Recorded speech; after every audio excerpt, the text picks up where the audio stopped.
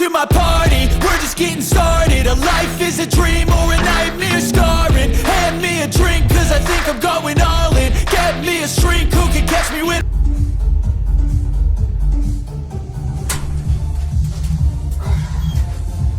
Привет, а вы уже здесь? Пойдемте за мной. Если вы пытаетесь нарастить огромные банки, то вы, наверное, делаете уже очень много традиционных упражнений, такие как подъем на бицепс со штангой, опускание с гантелями.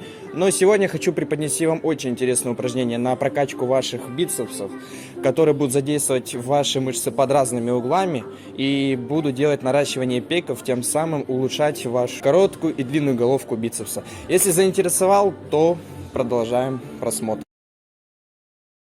Начнем с первого удивительного упражнения, это подъем штанги на бицепс. Немного извратим нашу технику. Меняем положение ваших локтей, сместим их немного назад.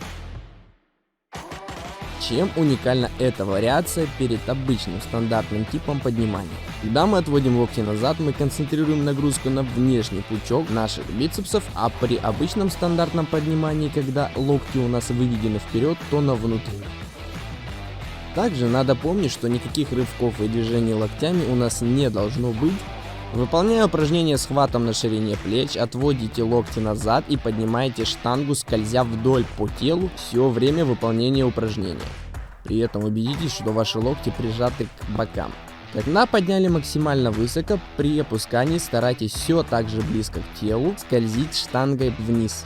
Имейте в виду, что это упражнение намного сложнее, чем обычные поднимания на бицепс, поэтому вам придется использовать меньше веса, чем обычно. А если вас беспокоит ваше запястье, то вместо штанги можете использовать гриф. Переходим к следующему упражнению, аналог которому будет сгибание рук на скамье скотта. Безусловно, это одно из ряда лучших упражнений, но оно не дает мощной фиксации вашим локтям. Делая вариант с колен, вы получаете все те же преимущества, что и обычно, только с дополнительным напряжением на бицепс. Напряжение уменьшается по мере приближения к вершине. А перед началом убедитесь, что вы отклоняетесь назад, чтобы вывести вас из равновесия. Поднимайте вес ключицам, а затем медленно опускайте вниз. Данное упражнение задействует короткую головку бицепса на внешней стороне руки. Следующее, третье упражнение, которое, скорее всего, вы не пробовали, это сгибание рук с гантелей. Это одно из хороших неортодоксальных упражнений для развития длинной головки бицепса. Ну и наращивание пиков. Для начала вы берете гантелю обоими руками за пластину.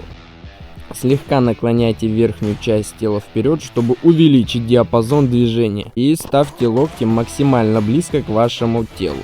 Проще говоря, свернувшись немного калачиком, вы должны изо всех сил удержать верхний конец гантели. Амплитуда движения должна быть вертикальной и параллельной земле. Так это позволяет вам вынести свои запястья и предплечья из движения и делать акцент на пиковое сокращение ваших бицепсов. Далее идут поднятия гантели с разворотом. Это сложное упражнение, которое не только работает на ваши бицепсы, но и также эффективно прорабатывает предплечья. Встаете в исходную позицию, берете гантели с параллельным расположением своих рук, поднимаете их до плеч, при этом локти прижаты к ребрам. Затем, когда идете до вершины, разворачиваете ваши руки и оттуда уже медленно опускаете, в конечном счете разворачивая ваши кисти до исходного положения. Советую ставить это упражнение под конец тренировки ваших бицепсов. Ну и последнее упражнение — это поднятие на бицепс в нижнем блоке со скамьи. Альтернатива к этому, кстати, поднятие с грифом. Упражнение идет с акцентом на короткую головку бицепса, и большинство людей пропускают их, и еще меньше людей выполняет вариант с тросом на блоке. А ведь такая вариация дает возможность поддерживать постоянное напряжение. Ваша исходная позиция. Руки свисают по горизонтали, затем из этого положения поднимаете до уровня плеч и не выводите свои локти вперед, потому что это сместит вашу нагрузку на плечи.